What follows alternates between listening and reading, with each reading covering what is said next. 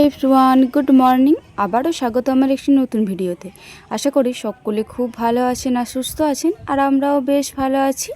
আজ হলো শুক্রবার, আর এখন বাজবে ওই সকাল 8:30 মতো। এখন থেকেই আজকের ব্লগটি আমি শুরু করছি। আশা করছি আজকের ব্লগটি আপনাদের ভালো লেগে থাকবে। তো এই মুহূর্তে রান্নাঘরে এলাম, ভাবলাম যে ভাতটা চাপিয়ে দিই। সকালে টুকিটাকি যা কাজ ছিল সব কিছুই কমপ্লিট হয়ে গিয়েছে। তো মা এসে পরে বললো যে জ্বালানি নেই, তাহলে আমি জ্বালানিটা আনতে যাচ্ছি, তুই না হয় এটা ততক্ষণকে করে দে। এটা চাচি হচ্ছে, সেই দিনকে দেখিয়েছিলাম না যে আমাদের ননি হয়েছিল একটি, এই গরুটিরই দুধ। কারণ প্রথম দুধটা তো একটু ছেনা কাটা কেটে যায়, প্রথম দুধটা তো দুধ গরম করলে হয় না। তো সেই কারণেই যে গাদরা খাটা করছি, এটাকে গাদরা খাটাই বলে থাকে। আর এইটি আমি আর দিদিভাই ছাড়া কেউই খায় না আমাদের বাড়িতে, জানি না কেন। আমার আর দিদিভাইয়ের তো প্রচণ্ড পরিমাণে ভালো লাগে। আর এটা গরম গরম পুরো অমৃত লাগছে, একদম পুরো চাচির মতো লাগে। তো যাই হোক, এইদিকে দিদিভাই এরপরে এটা বাদ বাকিটা ঘেটে নিচ্ছে, আমি ওইদিকে এরপরে ভাতের হাঁড়ির সব কিছু সরঞ্জাম করছি। কারণ ভাতটি এরপরে চাপিয়ে দিই, কারণ দিদিভাই এইদিকে এলো, বলে আমি না হয় চাচিটা ঘেটে দিচ্ছি, তুই না হয় ওইদিকে ভাতটা চাপিয়ে দিই। তো সেই কারণে এই যে আমি এইদিকে চলে এসেছি ভাতটি চাপানোর জন্য, আর দিদিভাই ওইদিকে ওই যে চাচিটা ঘেটে নিচ্ছে। আর আজকে এই উনুনটা ধরাতে ধরাতে পুরো নাজেহাল অবস্থা হয়ে গিয়েছে আমার। কারণ আজকে বাতাসটা না প্রচণ্ড পরিমাণে দিচ্ছিলো, জানেন তো। বাতাসটা যতবার দিচ্ছে এই উনুনটি ততবারই নেমে যাচ্ছে। এই যে দেখুন, এই মুহূর্তে উনুনটি জ্বলছে বটে, তবে এই বাতাসটা দেওয়ার কারণে ধোঁয়াটা হচ্ছে। তো যাই হোক, এই মুহূর্তে জলটা গরম হয়ে গিয়েছিল, তো সেই কারণে চালটাও দিয়ে দিলাম, আর অল্প মতো আলু সেদ্ধও দিয়ে দিলাম। আজকে এক জায়গায় নিমন্ত্রণ রয়েছে সবাইকার, তো সেই কারণে এক বেলাতেই 2 বেলাকার চালটা নিয়ে নিলাম, 200 মতো চাল নিয়েছি। গিয়ে চাল হাঁড়িটা দিয়ে চলে এসেছি। দিদিভাই এইদিকে পরিমাণ মতো নিয়ে নিয়েছে, কারণ দিদিভাই আজকে অনেকটা বেলাতেই মুড়িটা খেলো। দিদিভাইয়ের আগে শরীরটা ভালো নেই, আর সোনা পাপাও সারা রাত জ্বালিয়েছে। তো এই যে আমার মতো রেখে দিয়েও চলে গিয়েছে। আমি আর দিদিভাই ছাড়া তো কেউ খাবো না, তো সেই কারণে দিদিভাইও পরিমাণ মতো নিয়ে চলে গিয়েছে, আর আমার জন্য এই যে পরিমাণ মতো রেখে দিয়ে চলে গিয়েছে।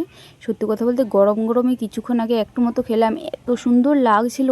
তো সেই কারণে বিশেষ করে একবারই খেয়ে নেবোই ভাবছি।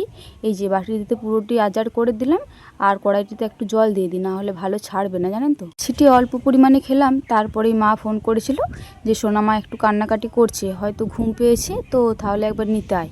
কারণ মা বললো যে এই সবে মাত্র স্নান করলো, এরপরে ঠাকুরকে জল দেবে। তো সেই কারণে আর জোরাজুরি করলাম না, মাকে একবার মতো বললাম যে মা তুমি দিয়ে যাও। মা বললো খেপি, আমি তাহলে ঠাকুরকে জল দিয়ে পরে যাব। আর মায়ের তো ঠাকুরকে জল দিতে একটু টাইম লাগে, কারণ এইখানে ঠাকুরকে একবার দেয়, তারপরে আবার ঘরে ঠাকুরগুলিকে দেয়। তো সেই কারণে ভাবলাম মায়ের যেহেতু দেরি হবে, আমি না হয় নিয়ে চলে আসি। আর এখন মিনিমাম 9:30 মতো বাজছে, অনেকটাই তো দেরি হয়ে গিয়েছে।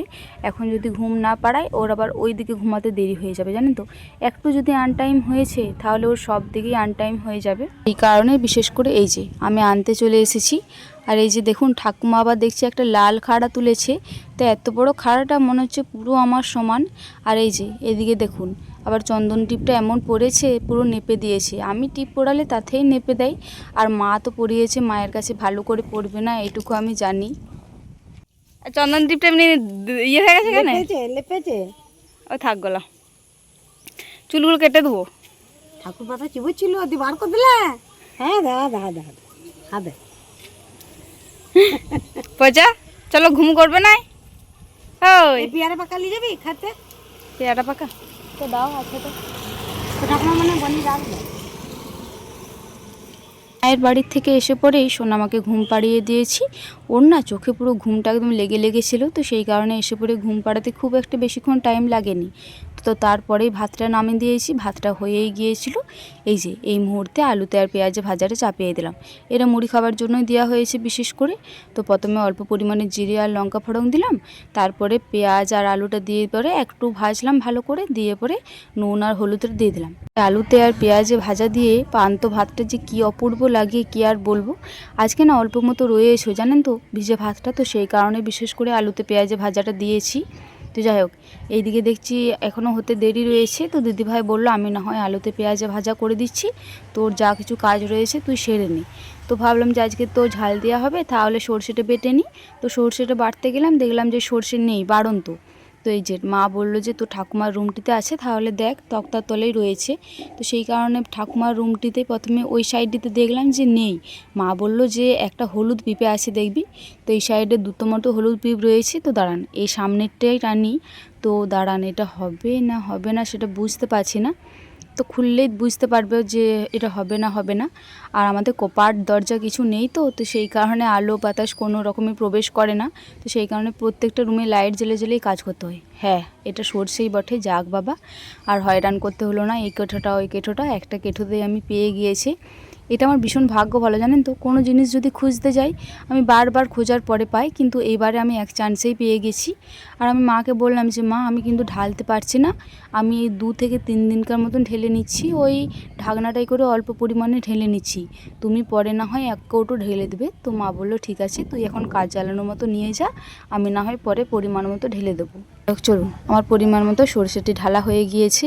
এগুলোই এখন 3 থেকে 4 দিন মতো চলে যাবে, কারণ সরষেটা খুব একটা বেশি লাগে না। তো ওই যদি মাছের ঝাল দেওয়ারে করা হয় তবেই বেশি লাগে। তো চলুন ওই দিকের পরে সরষেটা বেটেও নিই, কারণ দিদি বললো আলুতে পেঁয়াজ ভাজাটা নামিয়ে পরেই ওই ঝাল দেওয়াটা চাপিয়ে দেবে, তাহলে উনুনটা আর কামাই যাবে না। তাহলে আমি তাড়াতাড়ি বেটে দিই। আর এই সরষেগুলো আজকে এতটাই ক্রিস্পি রয়েছে, কারণ নতুন ঢাললাম তো, একটুকুনো তো মিহাইনি। তো সেই কারণে পেস্ট করতে খুবই তাড়াতাড়ি, মানে খুব একটা বেশি সময় লাগেনি, জানেন তো, ভীষণ তাড়াতাড়ি হয়ে গেল। দিদিভাই বললো যে বুনু চাপাবো, তাড়াতাড়ি বেটে দিতে পারবি তো? আমি বললাম হ্যাঁ তুই চাপিয়ে দে, তুই ততক্ষণকে কষতে থাক, আমি দেখ না এক্ষুনি বেটে দেবো। সত্যি কথা বলতে অন্যদিনও তাড়াতাড়ি বেটে থাকি, তবে অন্য দিনের তুলনায় আজকে একটু বেশিই তাড়াতাড়ি হয়ে গেল, কারণ সরষেগুলো একদম পুরো ক্রিস্পি ছিল সেই কারণে। মুহূর্তে রান্না বান্না সব কিছুই কমপ্লিট হয়ে গিয়েছে। তো দাঁড়ান, মাড়টা ওই দিকেই রেখে দিই। মা বললো মাড়টা ওই সাইডে রেখে দিবি, আমি পরে না হয় খাওয়াবো। বললামই তো যে আজকে এক জায়গায় নিমন্ত্রণ রয়েছে, ওই যে দাদুভাই মারা গিয়েছিল, আজকে দাদুভাইয়ের শ্রাদ্ধ। তো মা ওইখানকেই গিয়েছে, মা আরে খাবে না, তবে আমাদের সকলেরই নিমন্ত্রণ রয়েছে। আমি, সোনামায়ের পাপা, দিদিভাই আর দাদাভাই যাব, ঠাকুমা বাবা মা কেউই যাবে না, কারণ ওদের শ্রাদ্ধ বাড়িতে খেতে নেই। তো যাই হোক, এদিকে দিদিভাই সব রান্না কমপ্লিট করে দিয়েছে। রান্নার মধ্যে হয়েছে ঝাল দেওয়া হয়েছে আর মুগে মুসুরিতে ডাল হয়েছে। তো যাই হোক, 3 জনই তো খাবে, তো সেই কারণে বিশেষ কিছু রান্না বান্না করি নাই। যাই হোক, এইদিকে আমার নাতা দেওয়া হয়ে এসেছে। তো এরপরে চলে যাব স্নানে, সোনামাকে মনীষা বুনুর কাছে রেখে দিয়ে এসেছি। আর আজকে কিন্তু যেয়ে পরে কোনো রকম আমি ভিডিও করতে পারবো না, তার কারণটা না হয় আপনাদেরকে পরে বলে দেবো। তো চলুন তার আগে স্নানটা সেরে আসি। বিকাল 5টা মতো বাজছে, তো এই মুহূর্তে সব কিছু কমপ্লিট হয়ে গিয়েছে। তো ছাদে এসেছিলাম ভয়েস দেওয়ার জন্য। এরপরে মায়ের বাড়ি যাব একবার সোনামাকে আনার জন্য, কারণ সোনামা অনেকক্ষণই গেছে, ওই 3:30 মতো বাজবে, ওই রকম টাইমে মা আর এসেছিলো, তো তখনই খাবার খাইয়ে রেডি করিয়ে পাঠিয়ে দিয়েছি। আর আগে সকাল থেকে যা বৃষ্টি পড়ছিল, তারপরে দারুণ রোদ্দুর দিয়েছিল। আর আপনাদেরকে তো বললামই যে আমি খেতে যাব বটে, কিন্তু কোনো রকম ভিডিও করব না, কারণ ওইখানে যে আমার কোনো রকম ভিডিও করার মুড ছিল না, আর মুড থাকবেও না আমি জানতাম, কারণ সকলেরই মুড অফ, কারণ সকলে এই মৃত্যুটার জন্য স্বাভাবিক নয়, একদমই স্বাভাবিক নয়। তো আমরাই মেনে নিতে পারছি না, তো ওরা কি করে মেনে নেবে বলুন। তো যাই হোক, সেই কারণে আর কোনো রকম ভিডিও করিনি। আজকে না সোনামা স্নান করে ঘুমায়নি, জানেন তো, আজকে ওইখান থেকে এসেছিলাম, তারপরে ওই 2-2:30 মতো বাজবে, ওই রকম টাইমে ঘুমিয়েছিল। তো এই মুহূর্তে মনে হচ্ছে একটু মেঘটা ডাকছে, আর এত সুন্দর বাতাস দিচ্ছে, কি আর বলবো, মনে হচ্ছে ছাদ থেকে যাব না। আর এই দিকে দেখছি আবার কুলেখাড়া শাকগুলো আর এই গাঁদা গাছগুলো এত সুন্দর হয়েছে, আমি আর লোভ সামলাতে পারছি না, মনে হচ্ছে এক্ষুনি একটা দুটোতে লাগে, তাহলে ঝাঁক ঝুপের মতো হবে। তো যাই হোক, আমি ভাবছি যে কালকে আমি যাই হোক একটা ব্যবস্থা করবই। আর ওই যে সেই 9টা-12টা ফুলগুলো হয় না, ওই অনেক কালারের ওই ফুলগুলো ভাবছি কিছু কিছু ওই খোলা আরে রয়েছে আমার কাছে, মিনিমাম ওই 2-3টে মতো, ওগুলোতে লাগাবো ভাবছি। তবে মাটি জোগাড় করাটাই দায়, সোনামায়ের পাপাকে বলবো মাটি জোগাড় করে দিতে, যদি করে দেয় তো ভালো, না হলে আমার আর কিছু করার নেই। যদি করে দেয় তাহলে অবশ্যই লাগাবো, এই গাঁদা চারাগুলো না লাগাবো, কারণ গাঁদা চারাগুলো বেশ ভালোই হয়েছে। তো দাঁড়ান আপনাদেরকে দেখাচ্ছি, এই যে কি সুন্দর হয়েছে দেখুন, সত্যি বলছি আমি একদম লোভ সামলাতে পারছি না, এত সুন্দর লাগছে। ওফ, সত্যি বলছি এত কিউট লাগছে না, কি বলবো, কতগুলো গাঁদা চারা বেরিয়েছে দেখুন। আর এই গাঁদা গাছটা এত সুন্দর, ফুল হয় পুরো সে ঝাঁক ঝোপে হয়ে, গাছটা হয় এই রকম মতো। এই যে এর আগের বছরকে হয়েছিল দেখুন, এই যে এখনও গাছটা রয়েছে, এই যে খুব জোর হয়তো এইখান পর্যন্ত উঠবে, তো আর পুরো সে ঝাঁক ঝোপের মতো ফুলটা হয়।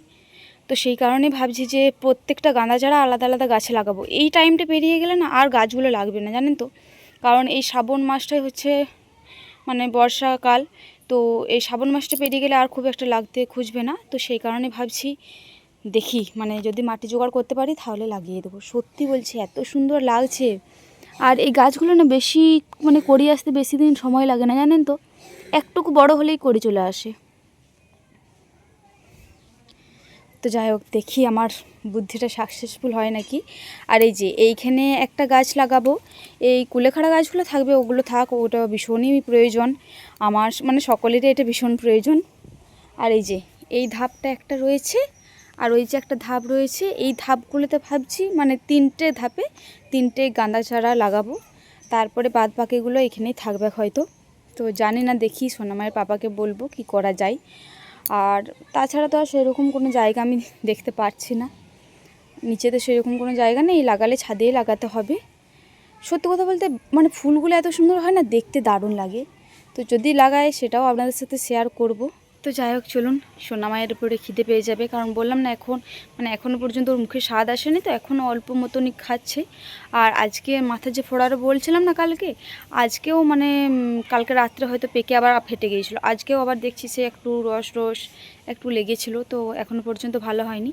আর কালকে বিকালে ডাক্তার এসেছিলো, কিন্তু ডাক্তার বলে এটা কোনো ভয়ের কারণ নেই, এটার জন্য ওষুধ দিতে হবে না, তো সেই কারণে আর ওষুধ দিইনি। তো যাই হোক চলুন, আজকে আর ভিডিওটি কন্টিনিউ করতে পারিনি, আজকে জানি খুবই অল্প ভিডিও, খুবই, কারণ আজকে বললাম তো মানে দুজন মিলেমিশে কাজ করলে খুব একটা বেশি কাজ লাগে না। আজকে আমি আর দিদিভাই দুজনে মিলেমিশে কাজ করেছি। তো যাই হোক চলুন, আজকের ভিডিওটা এই পর্যন্তই, আবারও দেখা হবে পরবর্তী কোনো ভিডিওতে। ততক্ষণে সকলে খুব ভালো থাকবেন আর সুস্থ থাকবেন।